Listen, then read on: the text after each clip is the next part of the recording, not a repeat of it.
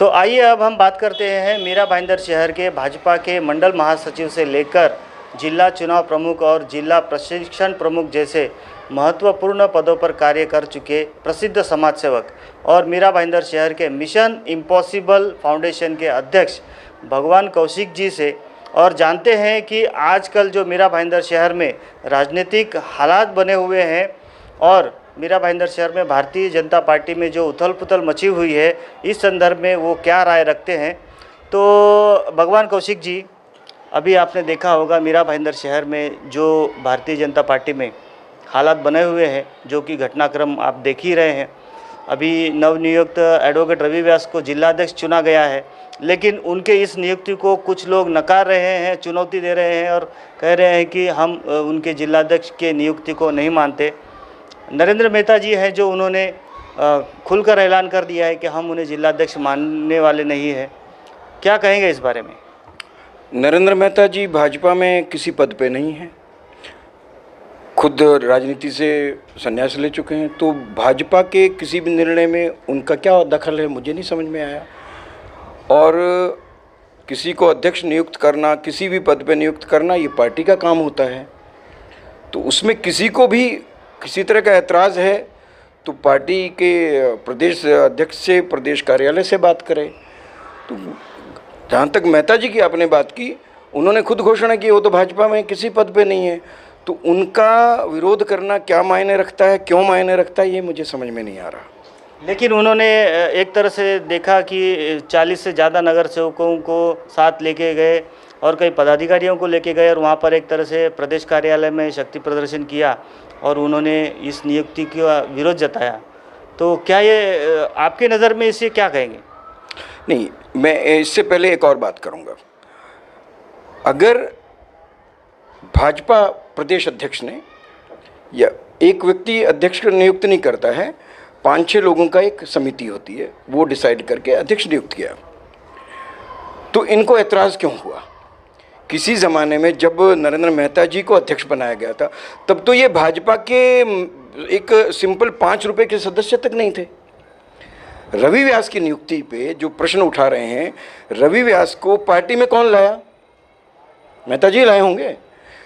Party में रवि व्यास को लाए, उनको लाके दूसरी पार्टी से उनको इस्तीफ़ा दिला के कारपोरेटर से जो इसके बाद इन्होंने अपनी पार्टी से भाजपा से कारपोरेटर बनाया, फिर उनको महासचिव बनाया। मेहता जी पार्टी में सिंपल थे तो सदस्य उससे अध्यक्ष बन सकते हैं, तो एक जो प्रॉपर चैनल से आया एक व्यक्ति महासचिव से अध्यक्ष बनाया गया ना, तो उस पर क्यों ऐतराज़ है? तो पार्टी इसको अनुशासनहीनता मानती है। भाजपा ऐसा भी है। भाजपा में इस तरह के जो अभी आपके दूसरे मैं एक बात रखने के बाद आपके सवाल का जवाब पे आ रहा हूँ। भाजपा में ये नाटक चलते नहीं हैं। भाजपा ने जो नियुक्ति कर दी, जितना मैं जानता हूँ, मैं नरेंद्र मेहता जी से बहुत पुराना भाजपाई हूँ, 35 साल हो गए मुझे। सन 87 में अपने शहर में एमएलए हमने बनाया था भाजपा का हरियाणा में, तो वहाँ से लेके कई एमएलएज की जर्नी में मेरा हाथ है। मैं ये कहना चाहता हूँ आपको कि भाजपा में इस तरह के कोई इंसिडेंट देखने में नहीं आते हैं कि किसी को अध्यक्ष प्रदेश ने बना दिया और कोई शक्ति प्रदर्शन करके हटा दे। हाँ, थोड़ा रवि व्यास जी ने कमज़ोरी अपनी दिखाई है। अगर मैं रवि व्यास जी के जगह अध्यक्ष होता ना, इन विरोध करने वालों को प्यार से निवेदन करता कि आप जो है पार्टी विरोधी गतिविधि मत करें, जो भी आपकी समस्या है आप कार्यालय में आइए, हम आप बैठ के उसका समाधान करेंगे। अगर पार्टी आपकी बात मानती है तो पार्टी के पास भी हम बात ले जाएंगे। लेकिन किसी एक व्यक्ति के इशारे पे जो किसी पद पे नहीं है और ये 40-40 लोग वहाँ पहुँच जाते हैं, ये पक्की अनुशासनहीनता है। इसके इनको निवेदन करना चाहिए था कि आपने अगर अनुशासन कारण बताओ नोटिस भेज देते इन सबको, सभी मंडल अध्यक्षों को, सभी को, कि आइए आप अध्यक्ष जो है मीटिंग ले रहे हैं, एक मीटिंग बुलाते। जो नहीं आता बाकायदा निवेदन होता उसमें कि जो नहीं आएगा चेतावनी ये रहती कि आपके खिलाफ कार्रवाई की जाएगी, तो उनके खिलाफ कार्रवाई करते, चाहे पार्टी इनको अगले दिन ही अध्यक्ष पद से हटा देती है। इनको मतलब मुझे, जो मैं अपने उदाहरण दे रहा हूँ कि मैं ये करता कि इन सबको शंट आउट करता अगर ये इस तरह की अनुशासनहीनता करते। तो कैसे पार्टी ने बर्दाश्त कर ली इनकी ये मुझे नहीं पता, लेकिन अभी तक इन्होंने 2 दिन का नोटिस दिया था, 2 दिन के नोटिस से इन्होंने वो कुछ किया तो नहीं। अब क्या करने वाले हैं मुझे नहीं पता। ये सारे के सारे लाइन लगा के वहीं जाएंगे जहाँ भाजपा कहेगी, और नहीं तो ये वहाँ जाएंगे जहाँ इनका दिल चाहे। ये भाजपा ऐसा मैं बहुत करीब से जानता हूँ। बोलिए और कुछ। एक बात ये भी है, पिछले साल नरेंद्र मेहता जी ने चुनाव हारने के बाद राजनीति से संन्यास लेने की घोषणा की, और लगभग 1 साल बाद अब वो फिर राजनीति में सक्रिय होना चाहते हैं, और वो मीरा भाईंदर शहर के जनता से राय मांग रहे हैं कि क्या उन्हें फिर से राजनीति में सक्रिय होना चाहिए, और इसलिए वो एक मिस कॉल का कैंपेन चला रहे हैं और शहर के लोगों से मिल रहे हैं, उनसे उनकी राय जानना चाहते हैं। हम आपकी राय जानना चाहते हैं कि आपकी इस बारे में क्या राय है? देखिए, नरेंद्र मेहता जी का भारतीय जनता पार्टी मीरा भाईंदर में स्थापित करने में बहुत बड़ा योगदान है, बहुत बड़ा योगदान है।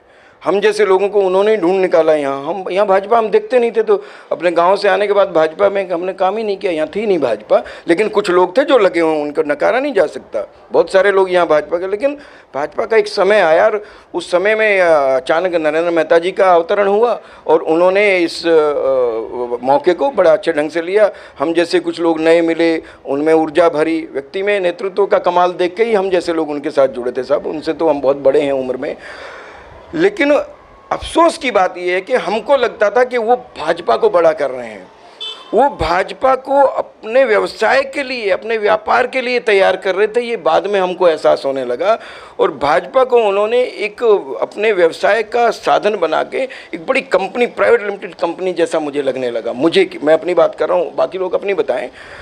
हमें लगा कि हम कर्मचारी हैं, किसी को भी डांट देना, मुझे नहीं डांटा, मैं देखता था कि मेरा सम्मान करते रहे, और मैं भी उनका, हमारे राजनीतिक मतभेद हो सकते हैं, सैद्धांतिक मतभेद हो सकते हैं। नरेंद्र मेहता जी का मेरा कोई व्यक्तिगत मतभेद नहीं है, क्योंकि उस आदमी में अगर ये गुण ना होते साहब मैं साथ नहीं जाता। मुझे लोग परखने आते हैं, लेकिन मैं उनको ये परख नहीं पाया, क्योंकि एक युवा है और मेयर होते हुए उन्होंने बड़े अच्छे अच्छे काम किए थे इस शहर में, इसमें कोई डाउट नहीं है। लेकिन नरेंद्र मेहता जी राजनीति अपने व्यवसाय के लिए करते हैं, और मैं राजनीति को सेवा का सबसे बड़ा मंच मांगता हूँ। कोई समाज सेवक बन के, कोई एनजीओ बना के समाज सेवा करे, उसमें उतनी कामयाबी नहीं है मिल पाती है। जब पावर के साथ आप राजनीति में आते हैं, राजनीति में पावर मिलती है, तो आप उससे बहुत सारा काम कर सकते हैं, जो नरेंद्र मेहता जी ने कुछ करके दिखाया भी। इसमें कोई शक है क्या? आज इस शहर में कंक्रीट रोड वो बताते हैं, हम बताते नहीं, हम चलते हैं कंक्रीट रोड पे। इनका सत्य क्या है वो मैं बताऊंगा आपको, जानना चाहेंगे तो। लेकिन ये कंक्रीट रोड नरेंद्र मेहता जी के दिखाने से दिख रहे हैं, इसमें कोई डाउट नहीं है। नहीं, लेकिन वो राजनीति में आना चाहते हैं, तो उस बारे में आपकी राय क्या है? आ रहा हूँ आपके सवाल पे। राजनीति में नरेंद्र मेहता जी आना चाहते हैं। जब कभी भी आए थे, पहली बार आए थे, किससे पूछ कर आए थे? आप कहते हैं कि राजनीति 1 साल पहले उन्होंने छोड़ा, तो वो किससे पूछ के छोड़ा और कब छोड़ा? मैं आपको दावे से कहता हूँ 1 घंटे के लिए भी नरेंद्र मेहता राजनीति छोड़ नहीं सकते हैं, और ना ही छोड़े उन्होंने। वो राजनीति छोड़ ही नहीं सकते। तो ये नाटक है। आप मिस कॉल से राजनीति थोड़ा ही करते हैं यार। तो मिस कॉल से राजनीति मैंने तो इस देश में और कोई देखा नहीं। नरेंद्र मेहता जी को क्या लगता है कि वो कुछ नई बात करके और नया एहसास देंगे लोगों को, और लोग कहेंगे वाह वाह क्या बात है। उनको नहीं पता कि इससे उनकी किरकिरी हुई है, क्योंकि आप राजनीति हमारे कहने से नहीं छोड़ी, ना हमारे कहने से कभी पकड़ी थी आपने, और हमारे कहने से राजनीति पकड़ोगे। इसका क्या सबूत होगा? कितने मिस कॉल आए? और क्या इस शहर के 17-18 लोग हैं वो सारे मिस कॉल देंगे इनको, या उसमें से आधे लोग मिस कॉल देंगे, या उसमें से 1/4 लोग मिस कॉल देंगे, या वोटर्स लगा लो आप, अगर वो वोटरों को ही जनता मानते हैं। जनता अगर मानते हैं तो जनता में एक बच्चे का भी ये उसको मालूम है कि नरेंद्र मेहता जी का आज क्या, अब समझ गए, मैं आगे नहीं बोलूँगा। देखिए, मेरा ये ख्याल है कि इनको राजनीति में आना है। ये इस तरह से जानने का मतलब उनके अंदर वो छोड़ ही नहीं पा रहे हैं, कि छोड़ी भी नहीं है। लेकिन ये नाटक करके जनता में सहानुभूति बटोरने की जो कोशिश कर रहे हैं, उसका उल्टा हो रहा है। वो कहते हैं यार क्या नाटक कर रहा है, नाटक की ज़रूरत क्या है? नरेंद्र मेहता जी को राजनीति में आना चाहिए। वो एक बहुत अच्छे नेता हो सकते थे। मैंने नरेंद्र मेहता जी के एक जन्मदिन पे स्टेज पे ये कहा था, उनके जन्मदिन की स्टेज पे, कि नरेंद्र मेहता जी एक दिन आप इसी तरह से अगर चलते रहे, एक दिन आप केंद्र की राजनीति करेंगे। तब तक नरेंद्र मेहता जी विधायक बने नहीं थे। वो उन्होंने हंस के कहा था कि पहले प्रदेश में तो जाने दीजिए। और मुझे लगता था कि ये व्यक्ति कुछ कमाल करेगा। उन्होंने कोशिश, अच्छे काम, इसमें कोई दो राय नहीं। मैं बड़ा ईमानदारी से कहूँगा कि उस आदमी के पास विज़न है। उस आदमी के पास ये है कि कौन सा रास्ता कहाँ से निकलना चाहिए, कौन सी ज़मीनें कहाँ पड़ी हैं, उन ज़मीनों पे मेरा हक कैसे होगा, कितनी शहर को काम आएगी, कितनी मेरे काम आएगी। वो अपना बराबर हिसाब किताब बना लेते हैं। और ये मैं उनकी बुद्धिमानी मानता हूँ, बड़ा इंटेलिजेंट आदमी है। लेकिन वो सारा इंटेलिजेंसिया जो है उन्होंने सिर्फ अपने स्वार्थ के लिए झोंक दिया। अगर मैंने कभी उनके ही एक परिवार के मेंबर से कहा था कि अगर ये आपके एक अच्छे इंसान भी होते नरेंद्र मेहता जी, तो ये शहर उनकी पूजा करता, क्योंकि इस शहर को नेता कोई मिला ही नहीं। गिलबर्ट सेठ अच्छे इंसान रहे होंगे, लेकिन गिलबर्ट सेठ को विज़न ही नहीं था। वो अपना ठीक है विधायक बन गए, पहले विधायक बनने के लिए उनका पहले नगराध्यक्ष, पहले मेयर, ये वो सब उनका वो पहला चल रहा था, एक नंबर गाड़ी, ये उनका शौक़ है, वो बन गया। ईश्वर उनके साथ, उनका मुकद्दर उनके साथ। लेकिन ये जब बने तो ये लगा था कि शहर पता नहीं क्या से क्या हो जाएगा। साहब इस शहर में नगर पालिका के, आपके पास समय है ना, मैं अपनी बात पूरी करूँगा। 32 स्कूल हैं नगर पालिका के। मोहन जी, आपको मालूम होना चाहिए 32 स्कूल, सिर्फ 7वीं तक के स्कूल क्यों हैं भाई? हमारे शहर के नागरिकों को, उनके बच्चों को 7वीं से ज़्यादा पढ़ने का अधिकार नहीं है। हमारे उन 32 स्कूलों में कितने छात्र हैं? 6,000, 6,500 या 7,000 मैक्सिमम। इन हमारे शहर के कार्य सम्राटों में, जिनमें नरेंद्र मेहता जी भी आते हैं, दूसरे लोग भी आते हैं, अकेले मेहता जी पे मैं आरोप नहीं लगाऊंगा या उनको ब्लेम नहीं करूंगा इन बातों के लिए। दूसरे कार्य सम्राट, उनसे पहले रह चुके लोग भी, उनके स्कूलों में भी 6,000 6,000 एक ही स्कूल में, एक ही शिफ्ट में है साहब। नरेंद्र मेहता जी के तो कई स्कूल हैं। तो इसकी वजह क्या है कि इनके स्कूल हाई फाई स्कूल हैं, और नगर पालिका के स्कूलों को वैसा अगर बना देंगे तो इनके स्कूलों में कौन आएगा? स्कूल को ये इन्होंने जनता की सेवा के लिए तो बनाए नहीं है, ये इन्होंने अपनी कमाई के लिए बनाए हैं। दिखावे को ट्रस्ट होता है, तो इनके स्कूल नहीं चलेंगे। इसलिए स्कूलों का ये हाल है। ना अस्पताल कोई ढंग का है, ना कोई एनिमल्स के लिए अस्पताल है, ना कोई स्टेडियम है, ना कोई ऑडिटोरियम है। अरे पानी की समस्या हर बार 75 MLD ले आए, 125 MLD ले आए, 100 MLD ले आए। सारे कार्य सम्राट दावा करते हैं, पानी कहाँ जाता है? फिर वो है कहाँ पानी? अभी हमारे यहाँ 2-3 दिन से पानी नहीं आ रहा था। मेरा ये कहना है कि पानी की समस्या इनकी क्रिएटेड है। हमारे जैसे लोगों को, हमें मालूम है पानी की समस्या क्या समाधान है, और इनको नहीं मालूम है। तो सब हम जैसे लोगों को इन्होंने किनारे कर दिया। भारतीय जनता पार्टी में नरेंद्र मेहता जी ने एक ऐसा काम किया है जो कोई भी सच्चा भारतीय जनता पार्टी का जो कार्यकर्ता नहीं करेगा। आपका लंबा हो रहा है जवाब। इनको आना चाहिए राजनीति में, क्योंकि इनकी इच्छा है, और राजनीति में आने से कोई रोक नहीं सकता इनको आना ही है। मिस कॉल आए या ना आए, मिस कॉल 5 आए या 5 लाख आए, वो इनको आना है। मैं स्वागत करता हूँ। आइए, जनता का सामना करिए। आपके ऊपर आप अभी भी ढोंग कर रहे हैं, अभी भी झूठ बोलने की कोशिश करते हैं।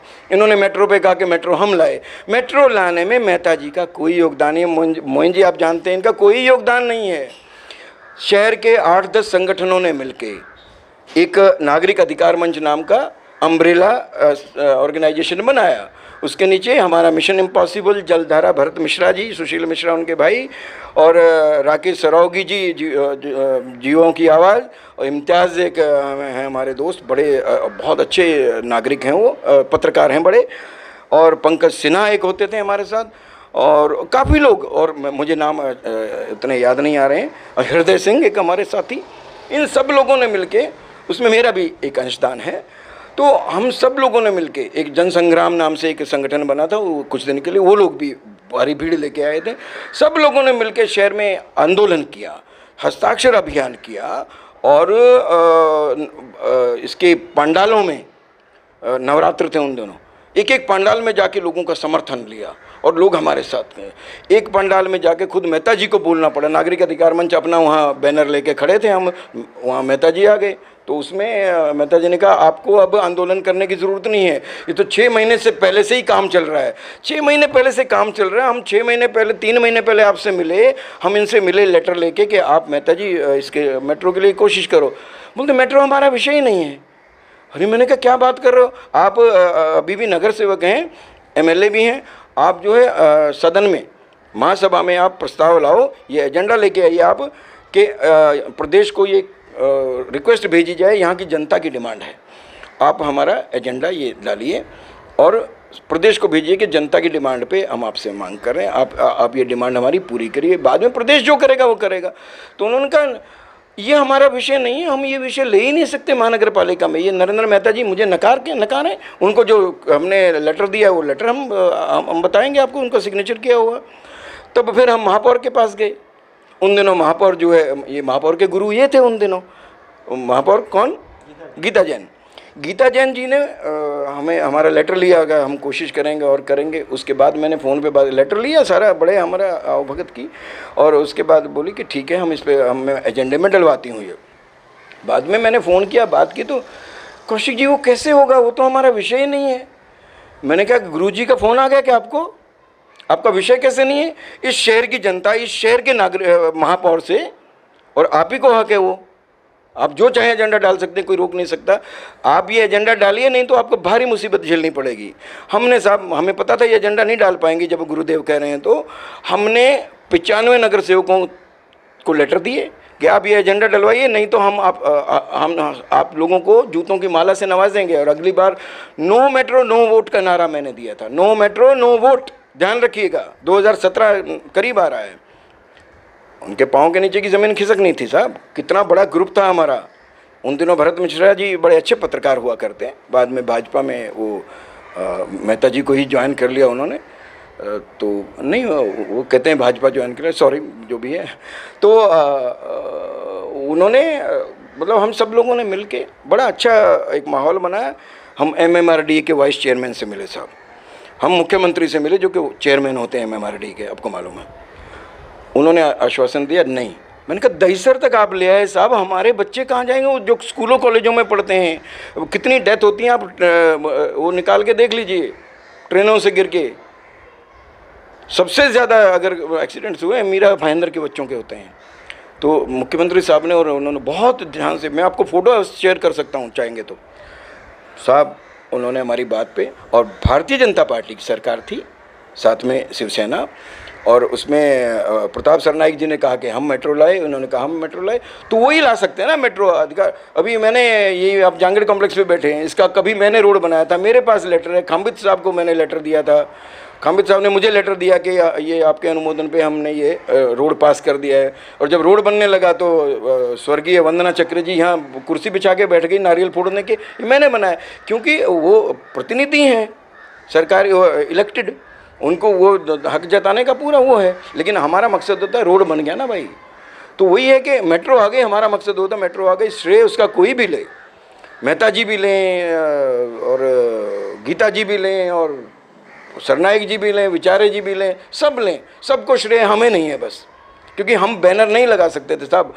लाखों रुपए के बैनर दोनों नेताओं ने, अरे किसी गरीब बच्ची की शादी करा दो ना उन पैसों से यार, 2-4-10-20 रुपये, वो नहीं कराएंगे ये लोग। बैनर लगाने जरूर, अपने जन्मदिन पे बैनर, ये बैनर वो बैनर। विषय से भटक रहे हैं हम, झूठ बोलना छोड़ दें बस, जनता उनका स्वागत करेगी।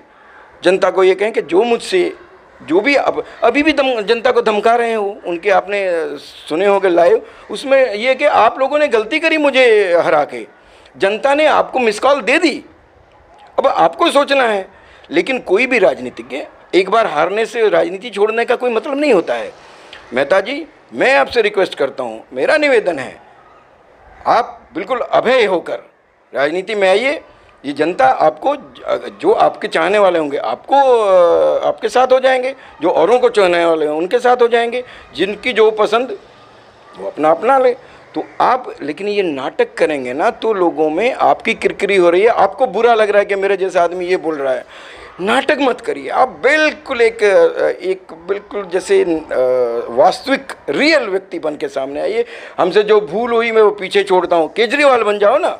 केजरीवाल 49 दिन में छोड़ के भाग गए दिल्ली को, बनारस प्रधानमंत्री बनने के बोले मैं साला बनारस लड़ूंगा, वहाँ हार गए बुरी तरह, वापस आके बोला मतलब जो हाथ में था वो भी गया, तो दिल्ली में आके दिल्ली की जनता से माफ़ी मांगी। और क्योंकि 49 दिन में ऐसे काम किए थे, पब्लिक ने कहा तुमको पूर्ण बहुमत देते हैं। वो बोला तो आपने कांग्रेस के साथ हमको वो कर दिया तो हम नहीं काम कर पाए, इसलिए मैं भाग गया कि भाई ये हमको काम नहीं करने दे रहे। तो जनता ने उनको 70 में से 67 सीटें 67 सीटें दी साहब। जबकि मोदी जी और सारी भाजपा, और इस बार भी सारी भाजपा ऐसी तैसी करा ले सबने, सारे के सारे वहाँ बैठे। हम जैसे भी चाह रहे थे यार हम भी प्रचार करके आए हैं भाजपा का, लेकिन हमको पता था हम दिल्ली साइड के लोग हैं, दिल्ली में हमारे बहुत लोग, वो बोले कि एक तरफा जीतेंगे ये दो देगा। तो हमें खुशी भी है, एक देशभक्त लोगों का टोला आया और उसने करके दिखाया कुछ। आज उनके स्कूल देखो, आज उनके हॉस्पिटल्स देखो, क्या क्या देखो। ये मैं भाजपा समर्थक होते हुए भी उनका सम्मान करता हूँ। तो मेहता जी आएँ, आपका स्वागत है। धन्यवाद जी कौशिक जी हमसे बात करने के लिए। तो ये थे भगवान कौशिक जी, जिन्होंने बहुत ही बेबाक तरीके से अपनी राय रखी और उन्होंने अपेक्षा जताई कि मेहता जी राजनीति में ज़रूर आए, लेकिन वो जो हथकंडे अपना रहे वो हथकंडे ना अपनाएं। अब देखेंगे कि हम शहर में और भी कुछ लोगों से बात करेंगे और उनकी भी राय जानेंगे और देखेंगे कि उनकी क्या राय है।